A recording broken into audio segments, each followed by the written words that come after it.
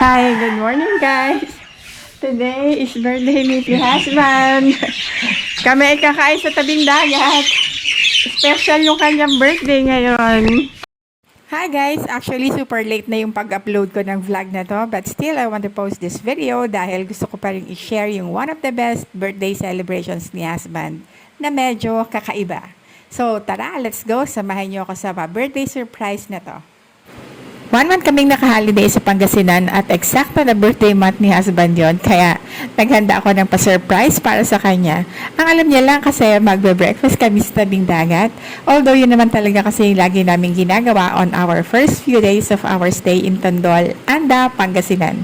Pero hindi niya alam, nag-arrange ako ng boatman to bring us at Purod Island. It's a small island in Tondol for island hopping. Actually, napuntahan na namin ang Purod Island before our first travel in Tondol in the early month of this year. So, tara guys, at samahan nyo kami sa kakaibang birthday celebration ng Tony husband. Sunrise is one of the many things that makes my husband fascinated, kaya naman naisip ko na magugustuhan niya tong pa-surprise ko na to. Hi guys! Good morning everyone! Nandito kami sa Bangka, birthday ni Yus! Birthday surprise! At tama-tama, sumisikat ang sunrise! Magbe-breakfast kami sa Purod Island! Grabe, sobrang nakaka-refresh talaga yung moment na to na habang nakasakay ka sa bangka ay nasisilayan mo yung pagsikat ng araw. We're truly so thankful and grateful to God for this wonderful experience. OMG! Eto lang ang natira sa Purod Island. Noong last time na nandito kami, malaki siya. Ngayon, high tide. Dito kami magbe-breakfast. Kakaiba, diba? Guys, tingnan nyo kung gaano kaliit tong Purod Island ngayon. Eto lang siya. At saka, eto, konting di pa lang siya. Sabi ni Kuyang Bangkero, mamaya-maya tataas na rin daw tong tubig. Ito talaga ang masayang birthday. Isa lang yung tapos niya, okay lang. Ayan o. Uy. At yan nga ang breakfast namin guys. Pancake at merong yogurt. Sulit talaga yung paggising ko ng maaga at mag-prepare ng breakfast para sa birthday celebration namin dito sa island. Nakita nyo naman, may pa-sparkling candle pa ako, diba? Pero alam nyo ba na medyo sumablay pa yung pa-surprise ko na yan kasi nga nawala sa isip kong magdala ng mainit na tubig para sa coffee. Kung ano yung pinaka-importante sa pa-surprise, yung humihigop ka ng coffee while watching the sunrise. Tapos yun pa yung wala at mas masarap sanang kainin yung pancake while having coffee, diba? But that's okay kasi we still enjoyed sitting on that island, enjoying the delicious pancake and most of all, watching the beautiful sunrise together. We also shared the pancake kila Kuyang Bangkero para matikman din nila yung masarap na pancake na niluto ko. Ito yung pinaka the best moment, yung ma-enjoy mo yung kagandahan ng nature.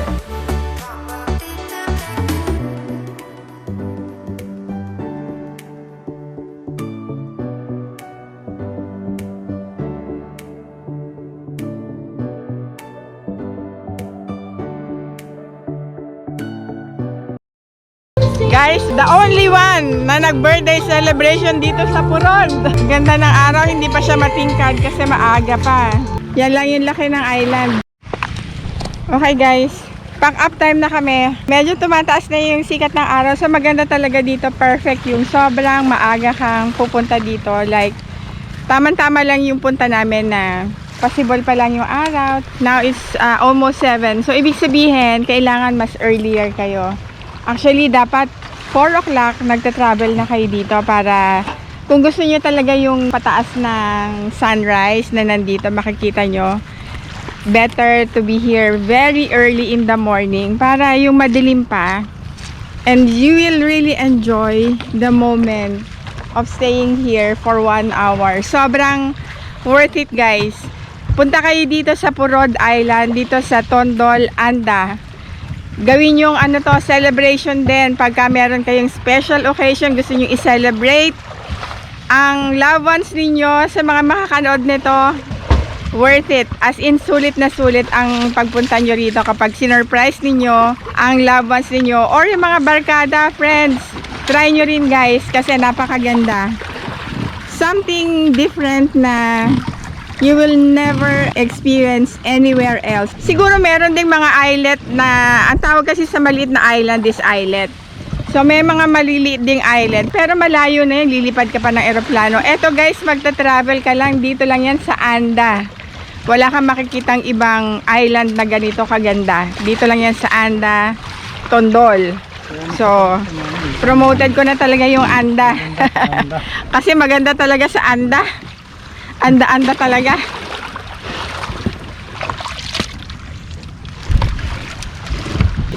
Okay, magsiswimming kami sandali doon sa island kung saan napakaganda ng buhangin. Haha, ang ganda talaga.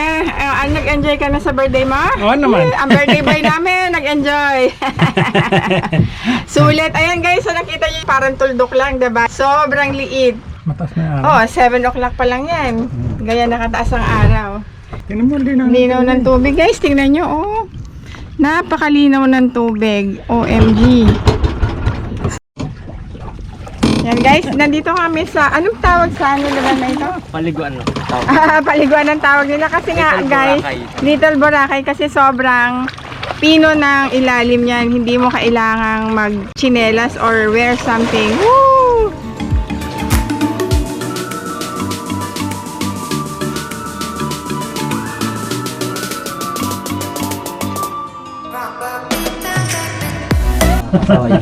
Okay guys, tapos na kami sa aming island hopping na surprise para kay birthday boy.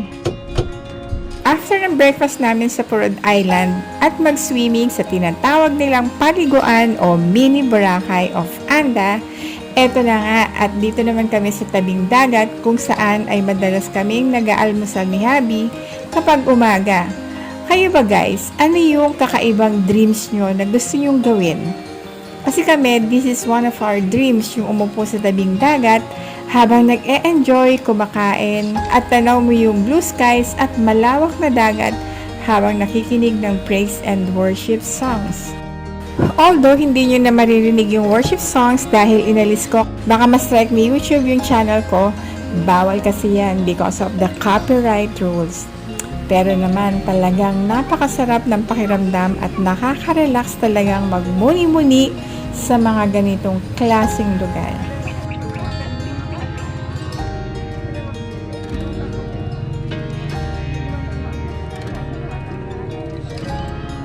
Eto guys, kasi eto yung dalawang nag-assist sa amin sa surprise birthday party kayo sa Purod Island. Si Joshua at saka si Glenn, nag-breakfast din sila para masarap din mag-happy-happy mag-inom sa tabing dagat, no?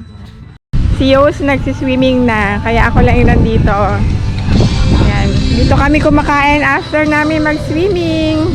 Doon lang banda yung aming apartment kung saan kami nakatira. Kinahapon na naman, we invited some of the kids in the neighborhood. Sila yung mga batang nakikita namin na palaging dumadaan sa harap ng apartment namin kung saan kami nagstay ng 1 month. So, we also invited yung mga batang nakikita namin, mga naglalaro palagi sa tabing dagat kapag hapon.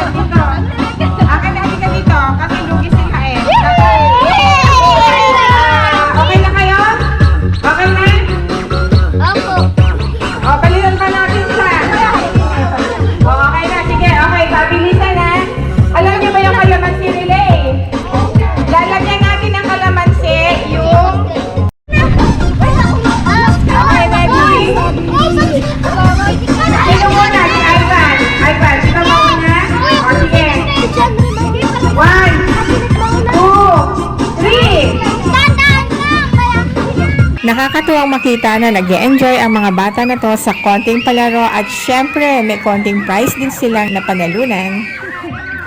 After ng pag-games, may konting kantahan din sila and I gave them a short lesson kung ano ang kahalagahan ng pagpapanatili ng kalinisan sa kapaligiran.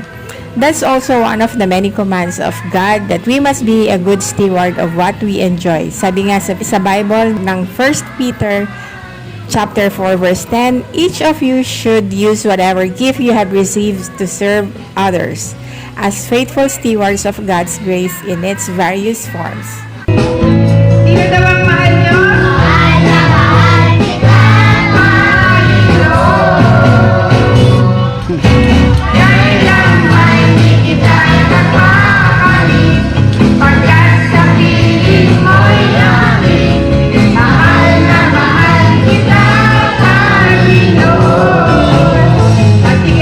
Sino dito yung nag-aaral? Ayan, nag-aaral kayo. So, sino yung nakakaalam na tinuturo ni teacher na dapat ang basura ay nilalagay sa basurahan? Pag kami nakita tayong basura, dapat ilalagay sa kasi pagka ang lugar ay hindi maganda, maraming kalat, palagay niyo ba pupuntaan pa kayo ng mga turista? O, kayo habang bata kayo, katulad ng mga ginagawa ng mga magulang ninyo na nagtatapon ng basura sa basurahan, kayo din dapat, simula sa pagkabata, alam nyo na pangangalagaan nyo yung lugar ninyo kasi kapag ang lugar ninyo ay dumumi, tingin nyo ba may pupunta pang turista? O, pag walang turista, Mahirap. walang hanap buhay, walang kita, diba? Okay, syempre pag may birthday, may handaan at kainan din. Kaya nagpaluto kami ng pansit at super nag-enjoy ng kain ang mga kids.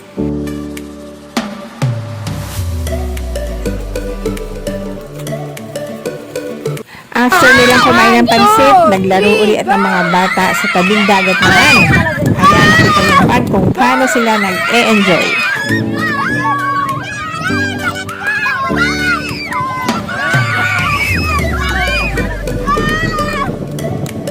One, two, three, go!